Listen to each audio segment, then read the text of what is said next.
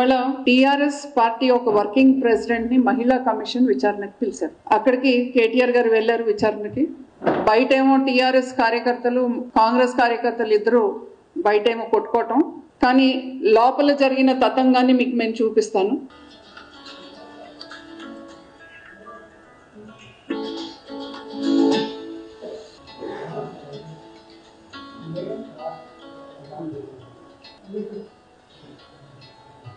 అంటే మహిళా కమిషన్ ఇవాళ కేటీఆర్ గారిని ఎందుకు పిలిచారు అని అంటే, బస్సుల్లో మహిళలు బ్రేక్ డాన్స్ చేస్తే నాకేంటి అనే దానికి వారు విచారణ కోసం పిలిస్తే ఆ మహిళా కమిషన్ సభ్యులు చేసింది ఏంటి అంటే, విచారణకు వచ్చిన కేటీఆర్ గారికి రాఖీలు కట్టడం, బయటేమో కాంగ్రెస్ టీఆర్ఎస్ మహిళలు పాపం కొట్టుకోవటం. అంటే ఏం చెప్పదలుచుకున్నారు మీరు? లోపల జరిగేది ఏంటి, బయట జరిగేది ఏంటి? విచారణకు పిలిచిన వాళ్ళందరికీ ఇలానే మరి స్వాగతాలు పలికి ఇలానే రాఖీలు కడతారా? లేదా బయట టీఆర్ఎస్ కాంగ్రెస్ బయటేమో మేము